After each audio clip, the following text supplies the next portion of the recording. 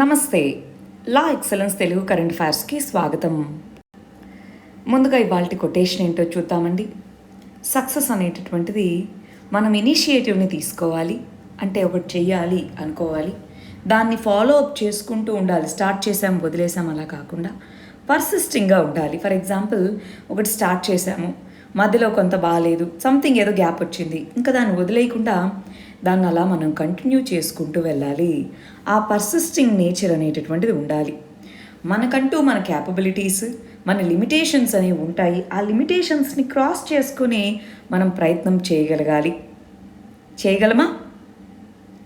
చాలామంది నిరుత్సాహంతో ఉన్నారు. ఈ వీడియో చూస్తున్న వాళ్ళు కొంతమంది మెసేజ్ చేస్తున్నారు, చదవాలనిపించట్లేదు, షెడ్యూల్ చేసుకోవాలనిపించట్లేదు అని.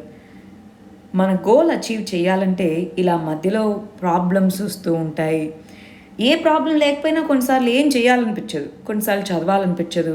అయినా సరే అప్పుడు గుర్తెచ్చుకోవాల్సింది ఏంటి?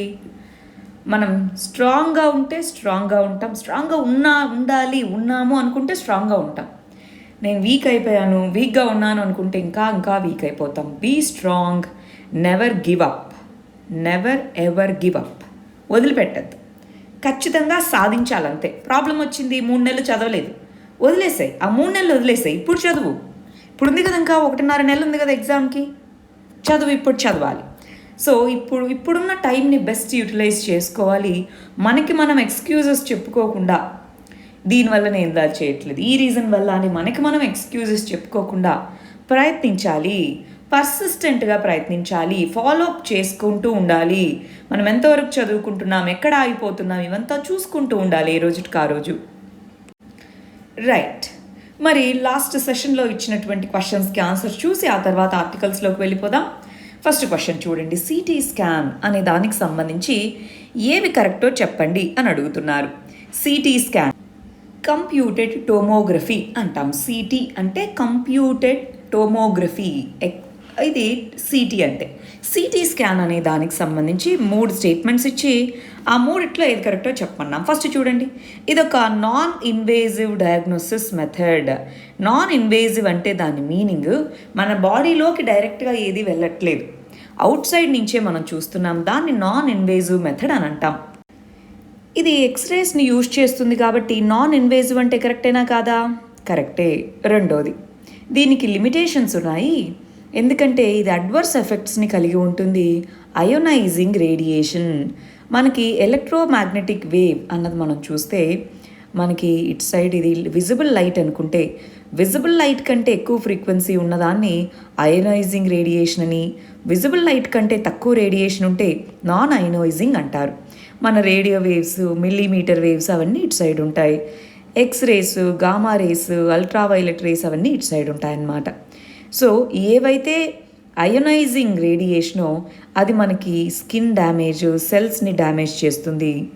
ఏదైతే నాన్ అయోనైజింగో అదేం డ్యామేజ్ ఉండదు. అందుకే టెలిఫోన్స్కి వీటికి మనం రేడియో వేవ్స్ని వాడుతున్నా అది మనకి డ్యామేజింగ్గా లేకపోవడానికి వన్ ఆఫ్ ది రీజన్స్ అది విజిబుల్ లైట్కి ఇటు సైడ్ ఉంది, లెస్ ఫ్రీక్వెన్సీ ఉంటుంది దానికంటే.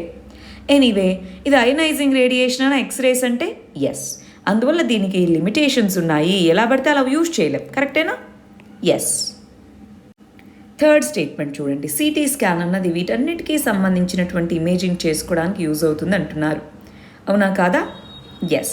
సో మూడోది కూడా కరెక్టే కాబట్టి answer D, all the above. Second question చూద్దాం. రిజర్వేషన్ పాలసీకి సంబంధించి కింద వాటిలో ఏవి ఆబ్జెక్టివ్సో చెప్పండి అంటున్నారు. రిజర్వేషన్ పాలసీ రిలేటెడ్గా ఏమేమి ఆబ్జెక్టివ్స్ ఉన్నాయో చెప్పండి అంటున్నారు. ఫస్ట్, హిస్టారికల్ ఇంజస్టిస్ని కరెక్ట్ చేయడానికా? Yes. Level playing field? Yes. Adequate representation లేనప్పుడు ఇవ్వడానికి? Yes. Advancement of backward classes? Yes. ఈ 4 కరెక్టే కాబట్టి answer D, all the above. Right. సరే, ఇంకొక చిన్న విషయం అండి. అదేంటి అంటే, మనం ఆల్రెడీ ఎన్విరాన్మెంట్కి సంబంధించి ఒక 400 వర్డ్స్ వరకు లా ఎక్స్ప్లెయిన్డ్ అనే ఛానల్లో రికార్డ్ చేశాము. అదేవిధంగా ఎకానమీకి సంబంధించి కూడా సుమారుగా మనకి 150 వీడియోస్ వరకు రికార్డ్ చేస్తున్నాము. ఇంకా అవుతూ ఉన్నాయి, రోజు ఒక 5-6 వీడియోస్ అలాగా, షార్ట్ వీడియోస్ అన్నమాట. ఫర్ ఎగ్జాంపుల్, ఫిస్కల్ డ్రాగ్ అంటే ఏమిటి అని అడిగారు. అది ఆల్రెడీ ఈ ఛానల్లో మనము 2 నిమిషాల్లో ఎక్స్ప్లెయిన్ చేసేసున్నాం. ఒకసారి అవి కూడా చూసుకోండి. షార్ట్ వీడియోస్ రూపంలో రివిజన్ చేయాలి సబ్జెక్ట్ అన్నదే ఆబ్జెక్టివ్తో లాఎక్స్ ఎక్స్ప్లెయిన్ అనే ఛానల్లో మనం చేస్తున్నాం. ఒకవేళ ఎవరన్నా తెలియని వాళ్ళు, ఇంతకుముందు చూడని వాళ్ళు ఉంటే చూసుకోవచ్చు. సరే, ముందుగా science and technology related concept ఇదేంటో చూద్దాం. సుప్రీంకోర్టు అనేటటువంటిది అసలు ఆక్సిజన్ సప్లైకి సంబంధించి మీరు ఏ విధంగా దాన్ని పెంచాలనుకుంటున్నారు ఏంటి, దాని రిలేటెడ్గా ఏమేమి మెజర్స్ తీసుకోబోతున్నారో ఒక ఆడిట్ చేయండి. ఏ స్టేట్కి ఎంత నీడ్ ఉంది, ఎంత ఇస్తున్నారు, ఎంత అలొకేట్ చేశారు, ఎంత వెళ్తున్నాయి, ఎంత సప్లైస్ ఉన్నాయి, ఆడిట్ చేయండి అని చెప్పడము. దాంతోపాటు ఆక్సిజన్ ఇష్టం వచ్చినట్టుగా వాడడం కాదు, ఒక లిమిట్ ప్రకారం సైంటిఫిక్ మేనర్లో వాడాలి, చూడాలి. ఆక్సిజన్ సాచురేషన్ లెవెల్స్ అన్నవి 92 to 93 ఉంటే దాన్ని క్రిటికల్గా పరిగణించాల్సిన అక్కర్లేదు. అక్కడ కూడా మరి ఈ ఆక్సిజన్ వీడిని ఎక్కిస్తున్నారు, అలా చేయకూడదు, అలా అవసరం లేదు, క్రిటికల్ సిచ్యువేషన్లో ఉంటేనే ఇవ్వండి అన్నట్టుగా చెప్తున్నారు. అసలు ఈ 92 అంటే ఏంటి, 93 అంటే ఏంటి, ఆ క్రిటికాలిటీ అంటే ఏంటి, ఇవన్నీ ఒకసారి చూద్దామా? సరే, ఫస్ట్ గమనించాలి. ఫస్ట్ ఈ విషయం మనం చాలాసార్లు చదువుకున్నాం. ఏమని? అట్మాస్ఫియర్లో ఆక్సిజన్ అనేటటువంటిది 21% ఉంటుంది. అంటే ఓవరాల్ కంపోజిషన్లో 78% ఎయిర్లో నైట్రోజన్, 21% ఆక్సిజన్ ఉంటుంది, మిగిలిన 1% మిగిలిన గ్యాసెస్ ఉన్నాయి. కరోనా వచ్చినప్పుడు అది ఏం చేస్తుంది అంటే బ్రీతింగ్ ఇష్యూ వస్తుంది. కాబట్టి అసలు కరోనా వైరస్ ఎలా పనిచేస్తుంది, కరోనా వైరస్ వస్తే అసలు బ్రీతింగ్ ప్రాబ్లం వస్తుందని ఎలా చెప్తాము, ఇవన్నీ ఐడియా ఉన్నాయా ఇంతకీ? అవన్నీ చాలా చాలా ముందు విషయాలని చెప్పి మనం రిపీట్ చేయట్లేదు, కానీ అవన్నీ మీకు కొంత ఐడియా ఉన్నాయా? రైట్?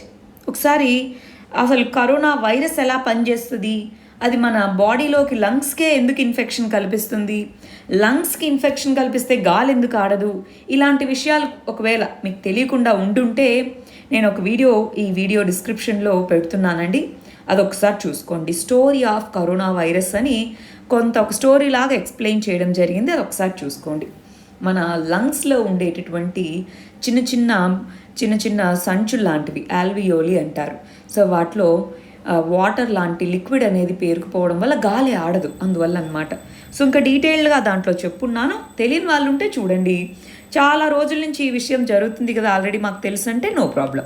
సరే, అలాగ ఇది వచ్చినప్పుడు ఆక్సిజన్ అందదు. సో మనకి ఆక్సిజన్ కాన్సన్ట్రేటర్స్ ఏం చేస్తాయి, గాల్లో ఉండేటటువంటి ఫర్ ఎగ్జాంపుల్ ఒక 100 లీటర్స్ తీసుకుందనుకోండి, ఆ 100 లీటర్స్లో 21 నుంచి 22 లీటర్స్ ఆక్సిజన్ మరియు 95% 95 నుంచి 99% ప్యూరిటీతో ఆ 22 లీటర్లు సపరేట్ చేసి మిగిలిన దాన్ని వదిలేస్తుంది. ఆ 21 లీటర్లని మన బ్లడ్లో ఆల్రెడీ ఎంత ఆక్సిజన్ ఉందో చూసుకొని దాన్ని బట్టి మనకి ఎక్కిస్తారనమాట. మరి దాన్ని ఏ విధంగా మరి కేటగరైజ్ చేస్తారు? SpO2 అని అంటారు, సాచురేషన్ ఆఫ్ పెరిఫెరల్ ఆక్సిజన్ అని. అంటే సింపుల్గా అండి, మన బాడీలో ఆక్సిజన్ ఎందుకు అవసరం ఇంతకీ? మన బాడీలో బ్లడ్ అనేటటువంటి దీంట్లో ఆర్బీసీస్ అని ఉంటాయి. ఆ ఆర్బీసీస్ పైన మనకి హీమోగ్లోబిన్ అని అంటాం. ఈ హీమోగ్లోబిన్ అనేటటువంటిది ఆక్సిజన్ని అబ్జార్బ్ చేసుకొని మన లంగ్స్ నుంచి ఆక్సిజన్ అబ్జార్బ్ చేసుకొని దాన్ని వివిధ బాడీ పార్ట్స్కి స్ప్రెడ్ చేస్తుంది. అక్కడి నుంచి CO2ని గ్రహించి లంగ్స్ ద్వారా మన ముక్కు ద్వారా మనం బయటకు వదులుతాం. సో ఆక్సిజన్ని తీసుకుంటుంది, CO2ని రిలీజ్ చేస్తుంది. అయితే ఈ హీమోగ్లోబిన్ ఆక్సిజన్ని అబ్జార్బ్ చేసుకునే కెపాసిటీ ఉంటుందా? సో అది మనకి ఓవరాల్గా మన బ్లడ్లో ఎంత ఆక్సిజన్ లెవెల్స్ ఉంది అన్నది మనం చూసుకుంటాం. దాన్ని సాచురేషన్ ఆఫ్ పెరిఫెరల్ ఆక్సిజన్ అని పిలుస్తాం. రైట్? ఇదిగో చూడండి, నార్మల్గా అయితే 95% అంతకంటే ఎక్కువ ఉంటుంది మన బ్లడ్లో. ఎవరికైతే ఈ గాలి సరిగా ఆడట్లేదో వాళ్ళకి 90% వరకు తగ్గచ్చు. అలా తగ్గింది, దానికంటే తక్కువ తగ్గింది అంటే అప్పుడు ఊపిరి ఆడదు, అప్పుడు వాళ్ళకి వెంటిలేటర్స్ వీటి ద్వారా ఆక్సిజన్ అందించాలి. సాచురేషన్ ఆఫ్ పెరిఫెరల్ ఆక్సిజన్ అంటే అర్థమైందా? మన బాడీలో ఆర్టరీస్ అంటాం. ఆర్టరీస్ అంటే గుండె నుంచి వివిధ భాగాలకి రక్తాన్ని క్యారీ చేసుకుని వెళ్ళే రక్తనాళాలు. ఆర్టరీస్లో ఉండేటటువంటి బ్లడ్లో ఉండేటటువంటి హీమోగ్లోబిన్ ఆక్సిజన్ అబ్జార్బ్ చేసుకుంటుంది. దాని పర్సంటేజ్ని బట్టి ఎంత సాచురేషన్ ఉందని చెప్తా. డిస్ప్నియా అంటే బ్రీత్ ఆడకపోవడం, గాలి ఆడకపోవడము. హైపాక్సియా అంటే ఆక్సిజన్ సప్లై అనేది మన బాడీలోకి వెళ్తుంది, కానీ మన బాడీ నుంచి టిష్యూస్కి, కణాలకి, మన బాడీలో ఉన్న కణాలకి రీచ్ అవ్వట్లేదు. హైపర్ క్యాప్నియా అంటే లంగ్ డిసీజ్ వల్ల మనం తీసుకోలేకపోతున్నాం అసలు గాలిని. సో ఈ విధంగా ఇవి ఇంపార్టెంట్ ప్రిలిమ్స్ పాయింట్ ఆఫ్ వ్యూలో వీటి రిలేటెడ్గా అడగచ్చు క్వశ్చన్స్, రైట్? సో ఆ విధంగా ఉన్న కండిషన్స్లో ఈ SpO2 లెవెల్స్ 95 ఉంటే మామూలే, 90 to 93 ఉన్నది క్రిటికల్ కాదు. 90 కంటే బిలో పడిపోతే అప్పుడు క్రిటికల్గా పరిగణించి ఆక్సిజన్ ఇది అందించాలి, ఆక్సిజన్ మాస్క్ని వెంటిలేటర్స్ ద్వారా. కానీ ఏం చేస్తున్నారు, కరోనా వచ్చిందంటే చాలు ఆక్సిజన్ సిలిండర్స్ని బుక్ చేసుకోవడం ఇలాగా. ఇప్పుడు ఆక్సిజన్ సిలిండర్స్ కాస్ట్ అనేటటువంటిది పర్ లీటర్ బట్టి వేరీ అవుతూ వస్తూ ఉంది. దీన్ని బట్టి మనం గ్రహించాల్సింది ఏంటి అంటే సైంటిఫిక్గా యూజ్ చేయాలి. కొంతమందికి ఏమో అందుతుంది, కొంతమందికి ఏమో అందట్లేదు. అలా కాకుండా సైంటిఫిక్గా దీంతో ముందుకు వెళ్తే మనం ఆక్సిజన్ షార్టేజ్ని తగ్గించవచ్చు. మళ్ళీ ఆక్సిజన్ ఓవర్ డోస్ అయినా అది మంచిది కాదు. అలా కాకుండాను చూసుకోవచ్చు. ఒకసారి ఇక్కడ గమనించండి, ఏ కండిషన్స్ అనేటటువంటివి మనకి ఆక్సిజన్ సాచురేషన్ ఎఫెక్ట్ చేస్తాయి. ఇదిగో మనకి ఫర్ ఎగ్జాంపుల్ హార్ట్ డిసీజ్ ఉన్నా, పల్మనరీ అంటే లంగ్స్కి సంబంధించిన డిసీజ్ ఉన్నా, కంజెనైటల్ అంటే జెనెటిక్ డిసీజ్ ఉన్నా, అనీమియా ఉన్నా, కొలాప్స్డ్ లంగ్స్ అయినా, ఆస్మా ఉన్న, COPD, ఈ అన్ని కండిషన్స్లో మనకి లంగ్స్ అనేటటువంటివి ఫ్రైజైల్గా తయారవడం, ఇలా అన్ని కంటెక్స్ట్లోనూ మనకి ఆక్సిజన్ సాచురేషన్ లెవెల్స్ అనేవి తగ్గిపోతాయి. అప్పుడు బ్రీతింగ్ అనేది కష్టమవుతుంది. అప్పుడు మనకి వెంటిలేటర్స్ వీటి ద్వారా ఆర్టిఫిషియల్గా ఆక్సిజన్ని అందించాల్సి వస్తుంది. Next very very important issue, ఇవాళ అన్ని ఇష్యూస్లో చాలా సిగ్నిఫికెంట్ ఇష్యూ. USA యొక్క గవర్నమెంట్ అనేటటువంటిది ఇదిగో వ్యాక్సిన్స్, మనకి కోవిడ్కి సంబంధించి వివిధ రకాల మెడికల్కి సంబంధించిన ఆస్పెక్ట్స్లో ఏమేమి ఉన్నాయి COVID-19కి సంబంధించి. ఒకటి వ్యాక్సిన్స్ని తయారు చేసుకున్నాం, వీటిని తయారు చేసిన టెక్నాలజీ ఆ కంపెనీస్ అనేటటువంటి వాటికి దాని మీద కంట్రోల్ ఉంటుంది. రెండోది మెడిసిన్స్, ఈ కోవిడ్ ట్రీట్మెంట్కి కొన్ని మెడిసిన్స్ వాడతాం కదా, ఆ మెడిసిన్స్. రెండోది డయాగ్నోసిస్ టూల్స్, సో డయాగ్నోసిస్ చేయడానికి వాడే టూల్స్ కానీ అవన్నీ కూడా అన్నమాట. సో ఈ మూడు ప్రైమరీగా మనకి ఇంపార్టెంట్. అయితే ఇప్పుడు ఏమంటున్నారంటే ఇండియా మరియు సౌత్ ఆఫ్రికా ఈ కంట్రీస్ లాస్ట్ ఇయర్ అడిగాయి, మనకి ఇవన్నీ టెక్నాలజీ మీద డిపెండ్ అయ్యి ఉంటాయి. ఏ కంపెనీ అయితే టెక్నాలజీ డెవలప్ చేస్తుందో దాని మీద హక్కులు ఉంటున్నాయి. కానీ ఆ విధంగా హక్కులు ఉండడం అనేటటువంటిది ఎంతవరకు మరి వ్యాక్సిన్స్, మెడిసిన్స్ వాటిని అందరికీ అందేలాగా చేయడంలో ఆ విధమైనటువంటి IPRs అంటారు, హక్కులని ఇంటెలెక్చువల్ ప్రాపర్టీ రైట్స్, అవి ఎవరు డెవలప్ చేస్తారో వాళ్ళకే లీగల్గా ఎక్స్క్లూజివ్ రైట్స్ అనేవి ఉంటాయి. మరి ఉండొచ్చు, కానీ ఇది ఎమర్జెన్సీ సిచ్యువేషన్ అప్పుడు ఈక్విటీ అన్ని దేశాలకి అందేలాగా, అందరికీ అవైలబుల్గా ఉండేలాగా చేయాలి అంటే ఈ IPRs ఏవైతే ఉన్నాయో COVID-19 రిలేటెడ్ ఆస్పెక్ట్స్ మీద వాటిని ఎత్తివేయాలి అని ఇండియా, సౌత్ ఆఫ్రికా ఇవి పిలిచాయి. దాంతో USA రీసెంట్గా డెసిషన్ తీసుకొని ఇదిగో USA యొక్క వ్యాక్సిన్స్కి ఉండే పేటెంట్స్ ఏవైతే ఉన్నాయో వాళ్ళు ఆ ప్లాన్ని పేటెంట్స్ తీసేయడానికి మేము రెడీ అన్నారు. యూరోపియన్ యూనియన్ కూడా దాని గురించి డిస్కస్ చేస్తూ ఉంది. అయితే కొన్ని ఫార్మా కంపెనీస్ ఇవేం చెప్తున్నాయి, ఇంటెలెక్చువల్ ప్రాపర్టీ రైట్స్ని కనుక వైలేట్ చేస్తూ మీరు డెసిషన్స్ తీసుకుంటే కొత్తగా ఇన్నోవేషన్స్ చేస్తే మాకేంటి అని చేయకపోతే ఎలాగా, సో ఆ డెసిషన్ మళ్ళీ సరిచూసుకోండి అని ఫార్మా కంపెనీస్ ఒకవైపు అంటూ ఉంటే, పేటెంట్ తీసేస్తున్నాము అంటే మిమ్మల్ని తక్కువ కాస్ట్కి అమ్మని కాదు, వేరే వాళ్ళు కూడా ఆ మెడిసిన్స్ని తయారు చేయొచ్చు. దాన్నే జెనరిక్ మెడిసిన్స్ అంటాం. విన్నారు ఎప్పుడైనా పేరు? జెనరిక్ మెడిసిన్స్ అంటాము. అంటే పేటెంట్ ఫైల్ చేసుకున్న వాళ్ళు వాళ్ళ పేరు మీదే ఉంటుంది, వాళ్ళు తయారు చేస్తారు, వాళ్ళ కాస్ట్కి అమ్ముకుంటారు. కానీ జెనరిక్ మెడిసిన్స్ తయారు చేస్తే ఏషియా, ఆఫ్రికా లాంటి లో ఇన్కమ్ కంట్రీస్ ఉన్నటువంటి కాంటినెంట్స్కి యూజ్ అవుతుంది కదా అన్నది ఇండియా యొక్క వ్యూ పాయింట్ అన్నమాట. USA యొక్క ప్రెసిడెంట్, రష్యా యొక్క ప్రెసిడెంట్ వీళ్ళందరూ కూడా ఈ పేటెంట్స్కి వ్యాక్సిన్స్కి సంబంధించి మేము దాన్ని ఏదైతే IPRs ఉన్నాయో వాటికి వేవర్ ఇవ్వడానికి రెడీ అంటున్నారు. ఇండియా మాత్రం మెడిసిన్స్ మీద కూడా ఇస్తే బాగుంటుంది. అఫోర్డబిలిటీ ఇప్పుడు చూడండి, రెమ్డెసివిర్ కానీ ఏదైనా సరే మెడిసిన్స్ చాలా అఫోర్డబిలిటీ అనేది కష్టంగా ఉంది. సో ఆ కంటెక్స్లో అఫోర్డబిలిటీ అనేటటువంటిది, ఈక్విటీ అనేటటువంటిది అచీవ్ చేయాలి అంటే ఈ IPRsని ఒకసారి సరిచూడండి అన్నట్టుగా వీళ్ళందరూ అడగడం జరిగింది. చూడండి ఈ కంటెక్స్ట్ ఈ ఆర్టికల్ కూడా అదే కంటెక్స్ట్లో చెప్పడం జరిగిందనమాట. సరే, దాని జిస్ట్ ఏంటో, అసలు దాని విషయం ఏంటో చూద్దాం. యుఎస్ఏ అనేటటువంటిది చాలా రోజులుగా మనము WTO వరల్డ్ ట్రేడ్ ఆర్గనైజేషన్, ఇప్పుడు వ్యాక్సిన్స్ని వాళ్ళు అమ్మాలి, మనం కొనుక్కుంటున్నాం అనుకోండి, అది ట్రేడ్ కదా. ట్రేడ్కి సంబంధించి ఓవరాల్ గైడ్లైన్స్ని ఫామ్ చేసేది కానీ ఇంటర్నేషనల్గా కోఆర్డినేట్ చేసుకునే బాడీ ఇది WTO. దీని కింద ట్రిప్స్ అనేటటువంటి ఆర్గనైజేషన్ ఉంది. Trade related intellectual property rights అని అంటాం. ఈ ట్రిప్స్ అనేటటువంటిది ఏదైతే ఉందో, ఈ ట్రిప్స్ కింద మాకు IPRస్ని ప్రొటెక్ట్ చేస్తారు. దానికి వెయివర్ ఇవ్వండి, ఎందుకంటే COVID-19 అన్నది ఎమర్జెన్సీ సిచ్యువేషన్ అని అడిగాం. ఇన్ని రోజులు యుఎస్ఏ అంత కమిట్మెంట్తో లేదు, బట్ ఇప్పుడు సరే అన్నట్టుగా అగ్రీ చేసింది. ఒకసారి మరి ట్రిప్స్ అనే అగ్రిమెంట్ ఏంటో, దానికి సంబంధించినటువంటి విషయం ఏంటో ఒకసారి చూసేద్దామా? చూడండి, మనకి 1995లో ట్రిప్స్ అనే అగ్రిమెంట్ సైన్ చేయడం జరిగింది. మరి ఈ కంటెక్స్లో ఎవరికైనా ఒకరికి పేటెంట్ అనేది గ్రాంట్ చేస్తే, ఫర్ ఎగ్జాంపుల్ మోడెర్నా అనేది ఒక వ్యాక్సిన్ని తయారు చేసిందంటే, ఆ వ్యాక్సిన్ ఫార్ములా మీద ఓన్లీ వాళ్ళకే 20 సంవత్సరాల వరకు ఎక్స్క్లూజివ్ రైట్స్ ఉంటాయి. ఆ విధంగా 1995లో తీసుకొచ్చిన ట్రిప్స్ అగ్రిమెంట్ చెప్తుంది. సరే, బాగుంది. అయితే ఈ మెజర్స్ వల్ల కంపెనీస్ అనేటటువంటివి వాళ్ళు తయారు చేసుకున్న టెక్నాలజీస్ని మానిటైజ్ చేసుకోవడానికి ఉపయోగపడతాయి, మంచిదే. కానీ కొన్ని ఎక్సెప్షనల్ కండిషన్స్ అనేవి ఉన్నాయి. ఏంటవి? ట్రిప్స్ ఫ్లెక్సిబిలిటీస్ అని పిలుస్తాం. Very important term, trips flexibilities అని పిలుస్తాం.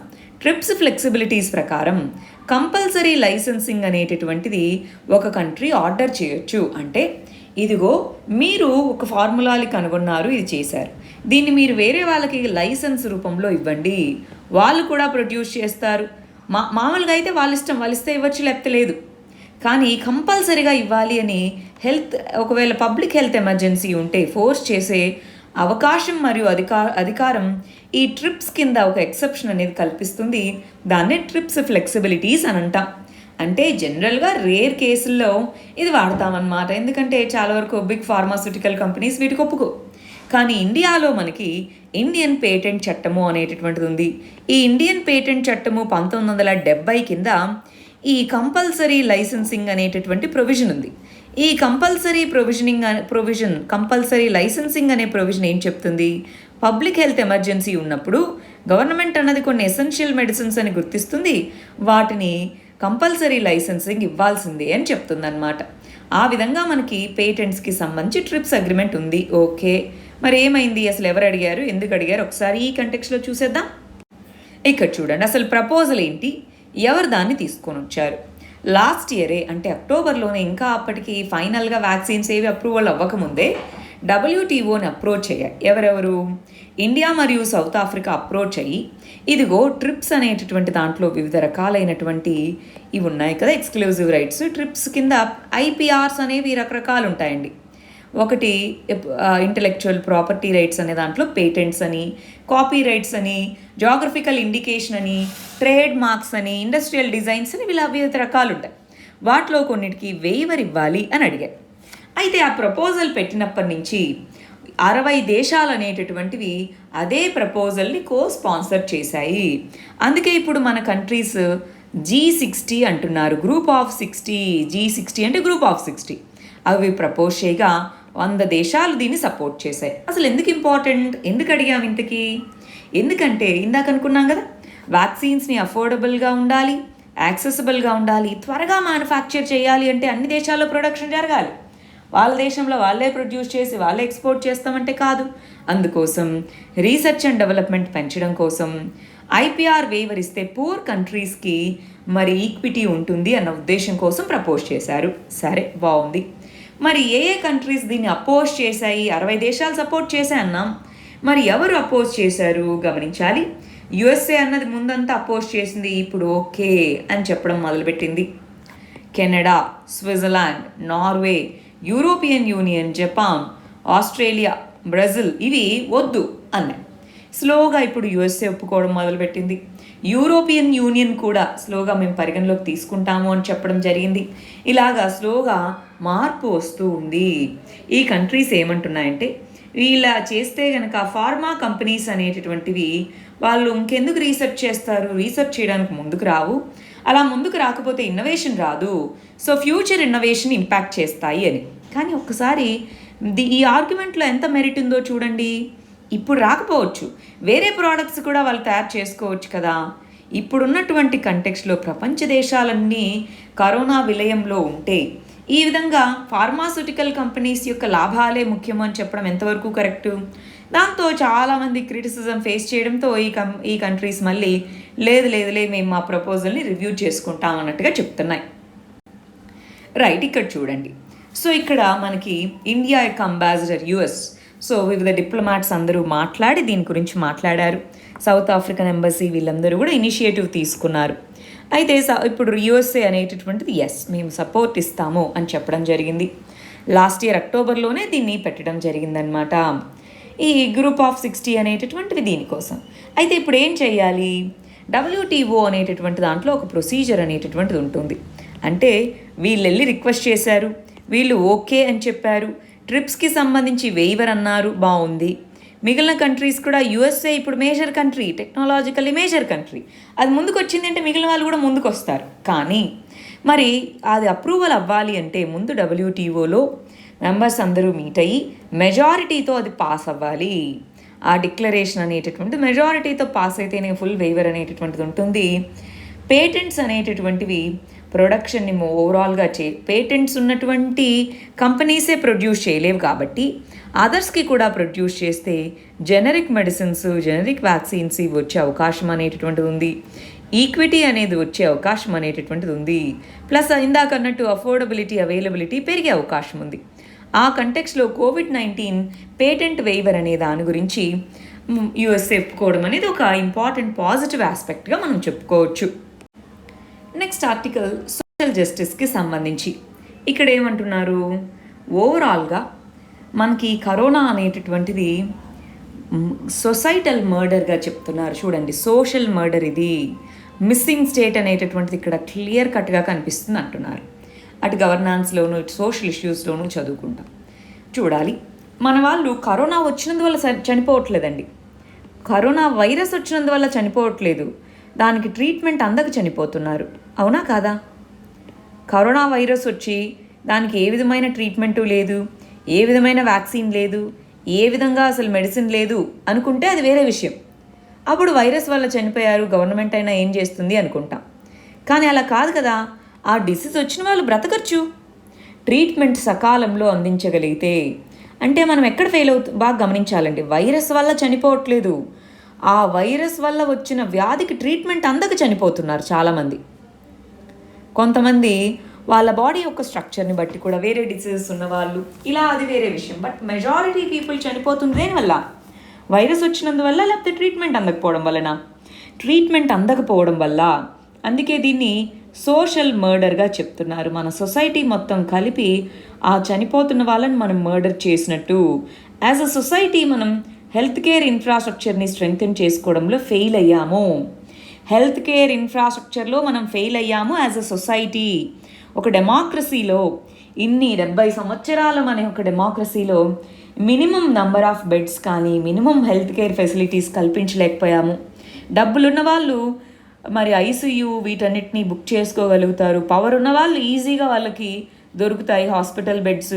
ఒక రోజుకి 10,000 అంటే నెలకి 10,000 సంపాదించే ఉద్యోగి లేదా నెలకు 6-7 వేల జీతంతో బ్రతికే కుటుంబం 10,000 రూపాయలు చెల్లించగలదా? ఒక బెడ్ దొరకాలి అంటే, కరోనా హాస్పిటల్కి వెళ్ళాలంటే చెల్లించగలదా? మరి దీన్ని సోషల్ మర్డర్ అనక ఈ వైరస్ వల్ల చనిపోయారు అని అంటామా? గమనించాలి, సొసైటీ యాజ్ అ సొసైటీ మనం ఫెయిల్ అవుతున్నాము. దీన్ని నెక్స్ట్ థర్డ్ వేవ్ వస్తున్నారంటున్నారు. ఈ ప్రజెంట్ క్రైసిస్ని దృష్టిలో ఉంచుకొని నెక్స్ట్ వచ్చే క్రైసిస్నైనా సరే మనము ఆపగలగాలి. దానికి మన డెమోక్రటిక్ వ్యవస్థలన్నీ కలిసికట్టుగా పనిచేయాలి. ఇప్పటికైనా సరే మన హెల్త్ కేర్ ఇన్ఫ్రాస్ట్రక్చర్ని స్ట్రెంగ్తెన్ చేసుకోవాలి. సైంటిఫిక్ కమ్యూనిటీ ఇచ్చే వార్నింగ్స్ని సీరియస్గా తీసుకోవాలి. అంతేగాని ఎవరి బాధ వాళ్ళది. అంటే మనకి డార్వినియన్ థియరీ అని ఉంటారండి, ఎవరు అడాప్ట్ అవ్వగలిగితే వాళ్ళు బ్రతుకుతారు, సర్వైవల్ ఆఫ్ ద ఫిట్టెస్ట్. ఆ survival of the fittest philosophy ఇక్కడ అప్లై చేయగలమా? ఎవరు ఫిట్టెస్ట్గా ఉంటే వాళ్ళు బ్రతుకుతారు, మిగిలిన వాళ్ళు పోతారు అన్నట్టుగా. So survival of the fittest అనేటటువంటిది ఇక్కడ అప్లై చేయలేము. డెమోక్రసీ మనది. ఈ చావులన్నీ కూడా సోషల్ డెత్స్, సోషల్ మర్డర్స్ అని చెప్పచ్చా ఒక విధంగా ఆలోచిస్తే? ఎస్. చాలామంది చనిపోయిన వాళ్ళ లాస్ కంటే వాళ్ళ నుంచి వచ్చిన ఫైనాన్షియల్ లాస్ని ఆ బర్డన్ ఇంకా చాలా ఎక్కువ అవ్వబోతుంది. ఏమీ లేదు, అన్ని అప్పులు పెట్టి తెచ్చి, ఫర్ ఎగ్జాంపుల్ ఒక 2 లక్షలు 3 లక్షలు చాలా పేద కుటుంబం అనుకుందాం, ఖర్చు పెట్టారు. ఆ వ్యక్తి చనిపోయారు అనుకుందాం, లేదా బ్రతికారు అనుకుందాం. ఏది జరిగినా సరే ఇంకా వాళ్ళ కుటుంబం మొత్తం పావర్టీలోకి వెళ్ళే పరిస్థితి. అటువంటి పరిస్థితి మనం తీసుకొని వచ్చాము. మరి దాన్ని కలిసికట్టుగా వీటిలో ఎక్కువ రోల్ ప్లే చేయాల్సింది గవర్నమెంటే ప్రొయాక్టివ్గా ఉండాలి. Especially public services, education, health అన్నది మిగిలిన వేట్లో అయినా సరే ప్రైవేట్ సెక్టార్ని ఎంకరేజ్ చేయడం ఓకే, బట్ గవర్నమెంట్ అనేటటువంటిది స్ట్రాంగ్గా ఉండాల్సింది ఎడ్యుకేషన్ అండ్ హెల్త్. దాన్ని మాకేం సంబంధం లేదు అన్నట్టుగా వదిలేస్తే చాలామంది మార్జినలైజ్డ్ సెక్షన్స్ సఫర్ అవుతూ ఉన్నారు. ఎస్ సార్, నెక్స్ట్ ఆర్టికల్కి వచ్చేద్దాం. సోషల్ ఇష్యూస్ అనే దాని కింద చదువుకుంటాం. అన్నామలై అనేటటువంటి హిల్స్. అన్నామలై హిల్స్ అక్కడ ఉండేటటువంటి ట్రైబల్ పీపుల్ అని చెప్తున్నారు. అన్నామలై అనేది ఒక ఇంపార్టెంట్ టైగర్ రిజర్వ్. ఆ టైగర్ రిజర్వ్ ఆ ఏరియాలో ఉండేటటువంటి పులయార్ అనేటటువంటి కమ్యూనిటీ ఇంపార్టెంట్ అండి. మనకి వివిధ రకాల ట్రైబల్ గ్రూప్స్ వాళ్ళు ఉండేటటువంటి నేషనల్ పార్క్స్ కానీ అలా అడుగుతూ ఉంటారు. సో పులయార్ అనేటటువంటి ఇంపార్టెంట్ గ్రూప్. మనం ఏం చేసామంటే మన ఛానల్లో important national parks, important biosphere reserves గురించి వీడియోస్ చేశాం. ఇవి రెండూ చదివితే ఇంపార్టెంట్ వైల్డ్ లైఫ్ శాంక్చురీస్ కూడా ఐడియా వచ్చేస్తాయి మీకు. అందుకే వాటిని చేయకుండా ఈ రెండు చేసామన్నమాట. ఒకసారి ఈ రెండు చూసి ఆ బయోస్ఫియర్ రిజర్వ్స్ అక్కడ ఉండేటటువంటి ట్రైబల్స్ ఇవి కూడా మీరు చూసుకోగలగాలి. ఇక్కడ ఈ అన్నామలై పళని హిల్స్ అంటాం. ఇది మనకి తమిళనాడులో ఎక్కువ భాగం ఉంది. సో ఇక్కడ ఉండేటటువంటి ట్రైబల్ గ్రూప్ అయినటువంటి పులయార్ అనేటటువంటిది. ఈ ట్రైబల్ గ్రూప్స్ ఏవైతే ఉన్నాయో ఆ ట్రైబల్ గ్రూప్స్ అనేటటువంటివి అసలు ఈ కోవిడ్-19 అనే దాని గురించి పెద్దగా ఐడియా లేదు. ఎందుకంటే చాలా సెక్లూడెడ్గా ఉండడం, మెయిన్ లైఫ్ నుంచి చాలా సెక్లూడెడ్గా ఉండడం వల్ల చాలా వరకు ఇలాంటి ఏరియాస్కి, ట్రైబల్ సెటిల్మెంట్స్కి ఎక్కువగా వెళ్ళలేదు అని. కానీ ఒకవేళ దీనికి వెళ్తే అక్కడ హెల్త్ ఫెసిలిటీస్ సరిగా లేకపోవడం వల్ల ఎక్కువ మరణాలవి సంభవించవచ్చు. అందుకనే ముందుగా హెల్త్ డిపార్ట్మెంట్ అవన్నీ కూడా ఎఫర్ట్స్ తీసుకొని అవేర్నెస్ కల్పించాలి. అసలు అక్కడ ఏం జరుగుతుంది, ఏంటి, ఇక్కడ ఇలా ఉంది అన్న అవేర్నెస్ కల్పించాలి. ఈ ఏరియాలోనే కాదండి, ఏ ఏరియాలో అయినా సరే. సో ఒకసారి important national parks, biosphere reserves చూడండి, మంచిగా చదవాలి, అది ప్రిలిమ్స్కి ఇంపార్టెంట్. నెక్స్ట్ ఆర్టికల్ ఆఫ్ఘనిస్తాన్కి సంబంధించిన క్రైసిస్. ఇది ఇంటర్నేషనల్ రిలేషన్స్ అన్న కంటెక్స్లో చదువుకుంటాం. రీసెంట్గా మనకి యుఎస్ఏ మరియు నేటో ఫోర్సెస్ అనేటటువంటివి మేము ఆఫ్ఘనిస్తాన్ నుంచి బయటికి వెళ్ళిపోతున్నాము అని చెప్తున్నారు. మరి అటువంటి కంటెక్స్లో తాలిబన్స్ ఈ ఆఫ్ఘనిస్తాన్లో ఉండేటటువంటి దహ్లా అనేటటువంటి డ్యామ్ని క్యాప్చర్ చేసుకున్నారు అంటున్నారు. వీళ్ళు ఎందుకు క్యాప్చర్ చేసుకోవాలండి? అసలైతే ఇదిగో ఇక్కడ మనం ఈ మ్యాప్లో చూస్తే ఈ ఏరియా కొంతవరకు సదర్న్ రీజన్ ఏదైతే ఉందో ఇదంతా పాకిస్తాన్ బార్డర్. పాకిస్తాన్తో బార్డర్ ఉన్న సదర్న్ రీజన్లో ఇక్కడ తాలిబాన్స్ యొక్క ప్రాబల్యం ఎక్కువ. నార్త్ వెస్టర్న్ ప్రాంతము ఇక్కడ కొంత గవర్నమెంట్ యొక్క కంట్రోల్ ఎక్కువ ఉంటుంది. ఈ తాలిబన్స్ అనేవాళ్ళు పీస్ డీల్ చేసుకున్నారు, మేము పవర్ ట్రాన్స్ఫర్కి ఒప్పుకున్నారు అన్నారు, మళ్ళీ ఫైట్ చేస్తున్నారు. అయితే ఇక్కడ ఈ కాందహార్ అనేటటువంటి ప్రావిన్స్లో ఉండేటటువంటి అర్గందబ్ రివర్ అనేటటువంటిది, అర్గందబ్ అనేది ఒక డిస్ట్రిక్ట్, అక్కడ ఉండే అర్గందబ్ అనే రివర్ మీద బిల్డ్ చేసినటువంటి దహ్లా అనే డ్యామ్, అది వాళ్ళ యొక్క సెకండ్ లార్జెస్ట్ డ్యామ్ అన్నమాట. ఈ కాందహార్ సిటీ వీటన్నిటికీ వాటర్ సప్లై అంతా ఇక్కడి నుంచి వస్తుంది. దాన్ని మేము క్యాప్చర్ చేసాము, కంట్రోల్ చేసాము అని చెప్తున్నారనమాట. ఇక్కడ గమనించాలండి, మనకి ప్రీవియస్ ఇయర్స్ పేపర్స్ కనుక చూస్తే జాగ్రఫీకి సంబంధించి కొన్ని విధమైన క్వశ్చన్స్ అడిగారు. ఫర్ ఎగ్జాంపుల్ ఈ రివర్ ఏ కంట్రీలో ఫ్లో అవుతుందని మ్యాచ్ ది ఫాలోయింగ్ క్వశ్చన్స్, లేదా ఈ పర్టికులర్ డ్యామ్ ఏ కంట్రీలో ఉందని, ఇలాగా కొంత న్యూస్లో ఉన్నవి మనం గుర్తుపెట్టుకోగలగాలి, రైట్? నెక్స్ట్ ఫేస్బుక్ యొక్క ఓవర్ సైట్ బోర్డ్ అంటున్నారు. ఫేస్బుక్ అనేది ఒక ప్రైవేట్ కంపెనీ కదా అండి, ఒక సోషల్ మీడియా ప్రైవేట్ కంపెనీ. మరి ఈ ఓవర్ సైట్ బోర్డ్ అంటే ఏంటి? రీసెంట్గా ఈ ఓవర్ సైట్ బోర్డ్ అనేటటువంటిది ఇదిగో ట్రంప్ యొక్క ఈ ఫేస్బుక్ అకౌంట్ని బ్లాక్ చేసింది. ఎవరు? ఫేస్బుక్ అనేటటువంటిది హేట్రెడ్ని ఇది పంపిస్తుందని చెప్పి క్యాపిటోల్ హిల్ బిల్డింగ్ మీద అటాక్ జరిగినప్పుడు బ్లాక్ చేసింది. ఆ బ్లాక్ చేయడం కరెక్టేనా కాదా అన్నది ఈ ఓవర్ సైట్ బోర్డ్ అనే దానికి పంపించారు. ఈ ఓవర్ సైట్ బోర్డ్ అంటే ఏంటి? ఫేస్బుక్కి సంబంధించిన వాళ్ళు కాకుండా అదర్స్ ఇండిపెండెంట్ బాడీస్కి సంబంధించిన వాళ్ళు ఇక్కడ ఉంటారు. అదర్స్ ఎక్స్పర్ట్స్ వీళ్ళు ఉంటారు. వీళ్ళకి ఇదిగో మేము ఇలా చేస్తున్నాము అని వీళ్ళు చెప్తే దాన్ని క్రిటికల్గా అంటే క్రిటిసైజ్ చేయడం అని కాదు, దాని పాజిటివ్స్ నెగిటివ్స్ చూసి దీని నుంచి అడ్వైజ్ ఇచ్చే అధికారం ఈ ఓవర్ సైట్ బోర్డు అనే దానికి ఉంటుంది. సో ఇది కావాలనే ఫేస్బుక్ అనేది ఇలాంటి బోర్డును నియమించుకుంది. అంటే మేము తప్పు చేస్తుంటే మీరు చెప్పాలి. ఇది చాలామంది యొక్క లైఫ్స్ని ఇంపాక్ట్ చేస్తుంది ఇప్పుడు సోషల్ మీడియా లాంటి ప్లాట్ఫామ్స్ అకౌంటబిలిటీ లేకుంటే. అందుకని వాలంటరీగా వాళ్ళు ఏర్పాటు చేసుకున్న బోర్డే ఫేస్బుక్ యొక్క ఓవర్ సైట్ బోర్డ్ అని చెప్తాము. నెక్స్ట్ ఆర్టికల్, స్పుత్నిక్ లైట్ అనేటటువంటి వ్యాక్సిన్ని రష్యా అప్రూవ్ చేసింది అంటున్నారు. మనకు చాలా వ్యాక్సిన్స్ ఇప్పుడు 2 డోజెస్లో ఇవ్వాలి, ఇంకొకటి కూడా ఇవ్వాల్సి రావచ్చు, బూస్టర్ డోజ్ అనేది 3వది కూడా ఇవ్వాల్సి రావచ్చేమో అన్నట్టుగా కూడా చెప్తున్నాయి. ఆ కంటెక్స్లో రష్యా అనేటటువంటిది స్పుత్నిక్ లైట్ అనేటటువంటి ఒక పర్టికులర్ వ్యాక్సిన్ని డెవలప్ చేసింది. ముందుగానే వాళ్ళు ఇంకొక వ్యాక్సిన్ డెవలప్ చేస్తున్నారు, దాని పేరే స్పుత్నిక్ 5 అనే వ్యాక్సిన్. ఈ స్పుత్నిక్ లైట్ అనేది ఇంకో కొత్త వ్యాక్సిన్ అన్నమాట. ఈ స్పుత్నిక్ లైట్ అనేటటువంటిది ఒక్క డోజ్ సరిపోతుంది, 2 డోజ్ అక్కర్లేదు, 1 డోజ్ అనేటటువంటి సరిపోతుంది అన్నమాట.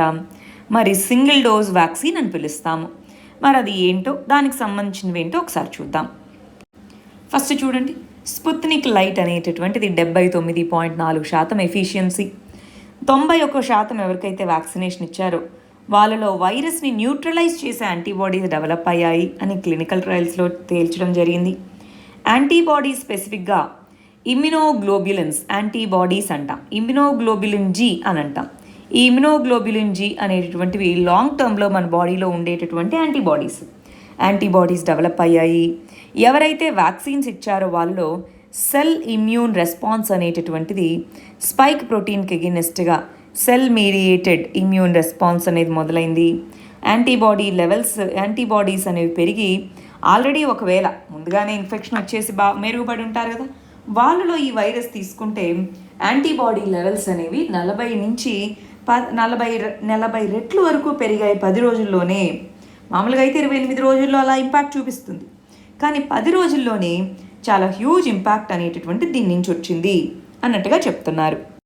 సరే, మనకి చాలా వ్యాక్సిన్స్ ఉన్నాయండి. ఫైజర్ వ్యాక్సిన్ అని, Moderna, Oxford vaccine, Sputnik, Johnson and Johnson, కోవాక్ అని, సినోఫార్మ్ అని, కోవాక్సిన్ అని, నోవాక్స్ అని, ఇలా రకరకాలు ఉన్నాయి.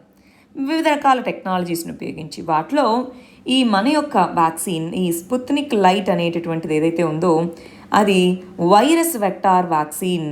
అడినో వైరస్ అనేటటువంటి వైరస్ని తీసుకొని, ఈ అడినో వైరస్ అనేది హార్మ్ఫుల్ వైరస్, దాని లోపల స్పైక్ ప్రోటీన్ నుంచి తీసుకున్న ఒక చిన్న జీన్ని ఈ అడినో వైరస్ అనేది తీసుకొని దాంట్లోకి దాన్ని ప్రవేశపెడతారు, దీన్ని మన బాడీలోకి ఎక్కిస్తారు. ఆ విధంగా మనకి యాంటీబాడీస్ డెవలప్ అవుతాయి. ఒకవేళ వైరసెస్ అసలు ఎలా పనిచేస్తాయి, వ్యాక్సిన్స్ ఎలా పనిచేస్తాయి, వ్యాక్సిన్స్ అనేది ఇంపార్టెంట్ కాన్సెప్ట్ అండి. అవి మీరు ఒకసారి తెలుసుకోవాలి. మీ సైన్స్ అండ్ టెక్ ఒకసారి రివిజన్ చేసి పెట్టుకోండి. సైన్స్ అండ్ టెక్కి సంబంధించి చాలా వీడియోస్ మనం చేస్తున్నాం, ప్లేలిస్ట్లో కూడా ఉన్నాయి వ్యాక్సిన్స్ ఎలా పనిచేస్తాయని. ఒకవేళ మీరు ఎస్ఎన్టీలో చదువుకుంటే రివిజన్ ఓకే, రివిజన్ చేసుకోలేదంటే ఆ వీడియోస్ అయినా మీరు చూసుకోవచ్చు. నెక్స్ట్ ఆర్టికల్, ఎకానమీకి సంబంధించి గవర్నమెంట్ అనేటటువంటిది 9,871 కోట్ల గ్రాంట్స్ని 17 రాష్ట్రాలకి రిలీజ్ చేసింది అని చెప్తున్నారు.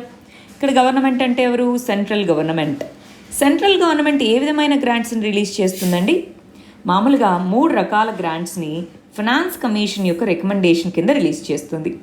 ఒకటి రెవెన్యూ డెఫిసిట్ గ్రాంట్స్, అంటే ఏ రాష్ట్రానికి రెవెన్యూ రేట్ ఎంత ఉంది అని చూసి దానికి తగ్గట్టుగా revenue deficit grants, disaster management grants, local government grants అని 3 రకాలుగా రిలీజ్ చేస్తుంది.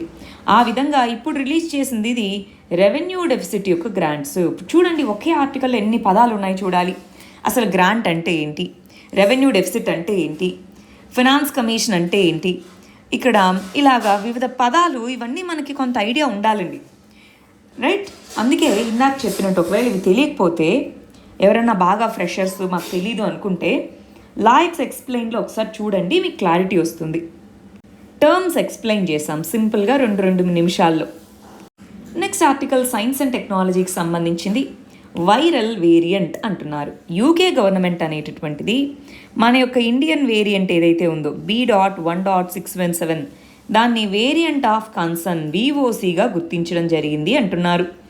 ఈ VOC అంటే ఏంటి, అసలు ఈ వైరల్ వేరియంట్స్ అనేటటువంటి వాటిని వేటి రూపాల్లో గుర్తిస్తారు, వీటిని గుర్తించి వాటికి ఏ విధమైన నేమ్స్ అలొకేట్ చేస్తారు ఒకసారి చూసేద్దామా. ప్రిలిమ్స్ పాయింట్ ఆఫ్ వ్యూలో వెరీ ఇంపార్టెంట్. ఫస్ట్ ఇక్కడ చూడండి, వేరియంట్ ఆఫ్ ఇంట్రెస్ట్ అని ఒక type, next variant of concern అని ఇంకొక type, variant of high consequences అని ఒకటి, వేరియంట్ అండర్ ఇన్వెస్టిగేషన్. ఇలాగ 4 కేటగిరీస్గా మనం వైరల్ వేరియంట్స్ని కేటగరైజ్ చేయొచ్చు. అంటే ఒక పర్టికులర్ జెనెటిక్ మార్కర్స్తో ఉన్నటువంటి వేరియంట్ ఏదైతే ఉందో అది మనకి హార్మ్ఫుల్ అవ్వచ్చేమో అన్నటువంటి దాన్ని మనం కనుక చూస్తే ఈ VOI వేరియంట్ ఆఫ్ ఇంట్రెస్ట్ అంటాం. అది హార్మ్ఫుల్ అవ్వచ్చు ఈ వేరియంట్ అన్నది చూస్తే దాన్ని వేరియంట్ ఆఫ్ ఇంట్రెస్ట్ అని గుర్తిస్తారు. ఎవరు గుర్తిస్తారు? WHO గుర్తిస్తుంది. వివిధ దేశాల్లో ఉండేటటువంటి వాళ్ళ యొక్క regulatory bodies, for example USA అయితే CDC అంటాం, CDC అట్లా వివిధ రకాల బాడీస్ గుర్తిస్తాయి. VOC అంటే variant of concern. Variant of concern అంటే ఇక్కడేమో ఇంకా మనకి ఆధారాలు దొరకలేదు, ఎవిడెన్స్ దొరకలేదు, పొటెన్షియల్ ఉంది, ఇది ఇంపాక్ట్ చూపించచ్చేమో అని. కానీ ఇక్కడ మాత్రం ఎవిడెన్స్ ఉంది, అది ట్రాన్స్మిషన్ అవుతుంది. సో అది కన్సర్నే. చూడండి, UK variant, south Africa variant అని, బ్రెజిల్ వేరియంట్, ఇప్పుడు ఇండియన్ వేరియంట్, వీటన్నిటినీ వేరియంట్ ఆఫ్ కన్సర్న్గా గుర్తించడం జరిగింది. Next variant of high consequence అంటే ఏంటి? క్లియర్ కట్గా ఎవిడెన్స్ అనేటటువంటిది వచ్చింది.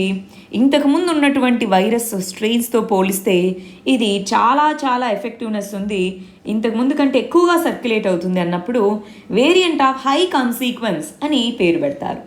VUI అంటే ఎస్పెషలీ UK వీళ్ళు ఏం చేస్తారంటే వివిధ వేరియంట్స్ ఏవైతే ఉంటాయో CO2కు సంబంధించి వాటన్నిటినీ టెస్ట్ చేస్తూ ఉంటారు. వివిధ రకాలుగా ఏ విధంగా ఇమ్యూనలాజికల్, పాథలాజికల్ ప్రాపర్టీస్ వేరియంట్స్కి ఉన్నాయి, అది ఎంతవరకు డేంజరస్, ఇవన్నిటిని ఇన్వెస్టిగేట్ చేస్తే దాన్ని వేరియంట్స్ అండర్ ఇన్వెస్టిగేషన్ అని పిలుస్తామన్నమాట. అంటే 4 కేటగిరీస్గా వైరల్ వేరియంట్స్ని కేటగరైజ్ చేయొచ్చు. వేరియంట్ ఆఫ్ ఇంట్రెస్ట్ అని, వేరియంట్ ఆఫ్ కన్సర్న్ అని, వేరియంట్ ఆఫ్ హై కాన్సిక్వెన్స్ అని, వేరియంట్స్ అండర్ ఇన్వెస్టిగేషన్ అని ఇలా మనం పిలవచ్చు. నెక్స్ట్ ఆర్టికల్ మయన్మార్కి సంబంధించి. మయన్మార్లో కరన్ అనేటటువంటి ఇన్సర్జెంట్ గ్రూప్స్ గవర్నమెంట్ యొక్క అవుట్ పోస్ట్ని బర్న్ చేశాయని చెప్తున్నారు. మనకు ఆల్రెడీ తెలుసు, ఫిబ్రవరి నుంచి మయన్మార్లో మిలిటరీ కు అనేది కొనసాగుతూ ఉంది. వాళ్ళకేమి ఇది కొత్త కాదు.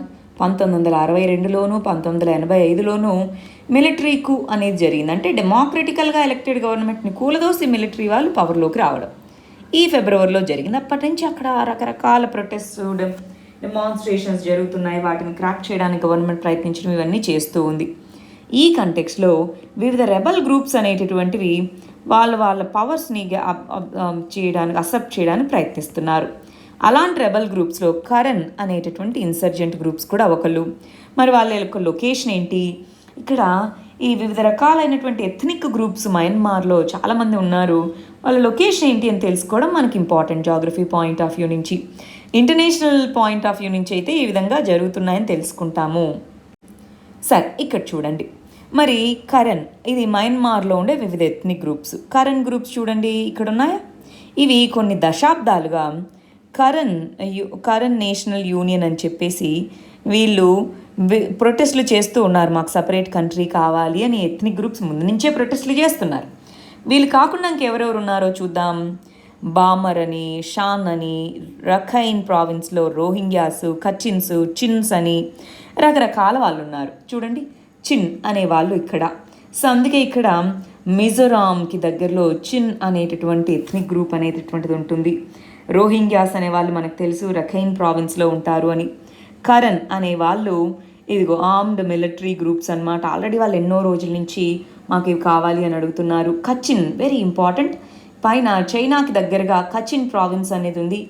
కచిన్ మిలిటెంట్స్ చైనాతో ఇక్కడి నుంచి ఏదైనా ఒక ప్రాజెక్ట్ వెళ్దాము అనుకుంటే వీళ్ళు అడ్డంకిగా ఉన్నారనమాట. రైట్, ఎనీవే నెక్స్ట్ షాన్ అని, కాయిన్ అని ఇలా వివిధ రకాలైనటువంటి ట్రైబల్ ఎథనిక్ గ్రూప్స్ అనేవి ఉన్నాయి. వాటిలో మనం గుర్తుపెట్టుకోవాల్సింది 1 చిన్ అనే గ్రూపు, 2 కచిన్, 3 కరేన్ అనే గ్రూపు, 4వది ఎలాగూ రోహింగ్యా అనే గ్రూప్ గుర్తుంటుందా? ఈ 4 గుర్తుపెట్టుకుంటే చాలు. నెక్స్ట్ ఆర్టికల్ పాండమిక్కి సంబంధించి ఎంప్లాయ్మెంట్ కన్సర్న్స్ అవి ఎలా ఉన్నాయి ఏంటి అన్నదాన్ని దృష్టిలో పెట్టుకొని ఆర్టికల్ ఇచ్చారండి. ఇక్కడ ఏం చెప్తున్నారంటే మనకి యూరోపియన్ యూనియన్, యుఎస్ఏ వీటిలో ఏవైతే స్కిల్ గ్యాప్స్ ఉన్నాయో, క్రిటికల్ స్కిల్స్ అంటే బీపీఓస్, వీటికి కావాల్సినటువంటి క్రిటికల్ స్కిల్ గ్యాప్స్ అనేటటువంటి ఉన్నాయి. ఈ స్కిల్ గ్యాప్స్ కోసం ఒకటి, రెండోది వచ్చేటప్పటికి ఈ ఇప్పుడున్నటువంటి కరోనా ఈ టైంలో ఎవరు ఎక్కడి నుంచైనా వర్క్ చేయొచ్చు. సో దాంతో వాళ్ళు ఆఫ్ షోర్ ఎవరైతే తక్కువ శాలరీస్కి పనిచేస్తారో వాళ్ళకి ఆఫ్ షోర్ జాబ్స్ని క్రియేట్ చేసుకునే దానికి అవకాశం లభించింది. ఎందుకంటే కంపెనీస్ ఎక్కడి నుంచైనా వర్క్ చేయొచ్చు అని రూల్స్ మార్చుకున్నాయి కాబట్టి. ప్లస్ క్రిటికల్ స్కిల్ గ్యాప్స్ ఉండడంతో ఇండియన్స్ ఎస్పెషల్లీ ఐటీలో కూడా బీపీఓ సెక్టార్ ఏదైతే ఉన్నాయో వీటికి ఎక్కువ జాబ్స్ ఇవి వచ్చాయి, కానీ శాలరీస్ మాత్రం తక్కువ పే చేస్తున్నారు, క్రిటికల్గానే తక్కువగా ఉన్నాయి ఐటీ సర్వీసెస్కి. అందుకే మన ఇండియాని ముందు నుంచి కూడా బీపీఓ సర్వీసెస్కి ఇండియా హబ్ అన్నమాట. సో ఈ కంటెక్స్లో ఇండియా అనేటటువంటి దాంట్లో కొంత పెరిగా ఎంప్లాయ్మెంట్ ఆపర్చునిటీస్ పాండమిక్ టైంలో. బట్ ఆఫ్ షోర్ మోడల్ ఏదైతే ఉందో, Indian of sure model dominate చేస్తుంది, కరెక్టే. కానీ మళ్ళీ పాండమిక్ అంతా అయిపోయినా సరే ఈ క్రిటికల్ స్కిల్ గ్యాప్స్ అనేవి ఇంకా పర్సిస్టెంట్ అయ్యున్నాయి కాబట్టి ఆ కంట్రీస్లో బీపీఓస్కి సంబంధించిన ఎంప్లాయ్మెంట్ వాటన్నిటికీ ఇక్కడే ఎక్కువ మందిని రిక్రూట్ చేసుకోవచ్చు అని చెప్తున్నారు. సరే, మరి నెక్స్ట్ ఆర్టికల్ ఇందిరా సాహ్ని కేసుకి సంబంధించిన సేలియంట్ ఫీచర్స్ ఏంటి, ఏ విధంగా అది రిజర్వేషన్ పాలసీని షేప్ చేయడం జరిగింది, మరాఠా రిజర్వేషన్ పాలసీని దృష్టిలో పెట్టుకొని చెప్పండి అంటున్నారు.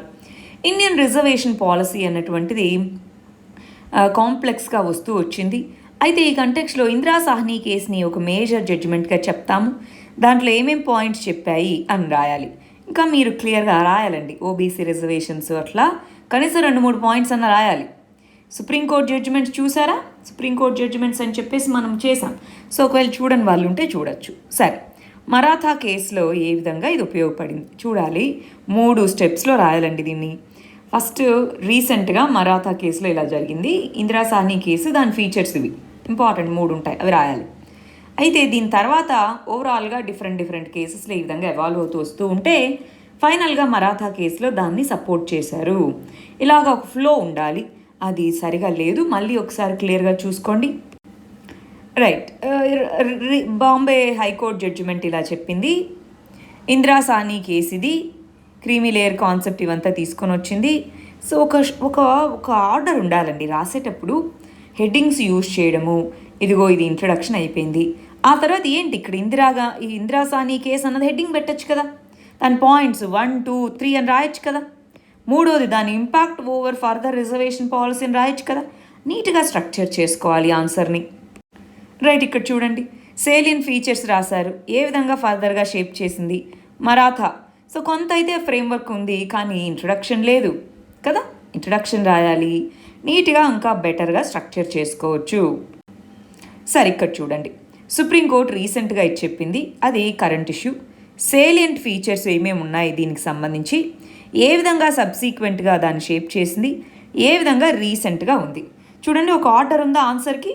గుడ్ అండి, వెరీ గుడ్. సరే, మరి వాళ్ళకి మన మెయిన్స్ క్వశ్చన్ ఇది, దీనికి ఆన్సర్ చేయడానికి ప్రయత్నించండి. ఇవి మన ప్రిలిమ్స్ క్వశ్చన్స్, వీటికి ఆన్సర్స్ కమెంట్ సెక్షన్లో ఇవ్వండి. రేపు మనం వీటికి కరెక్ట్ ఆన్సర్స్ ఏంటో చూద్దాం. All the very best. Thank you very much.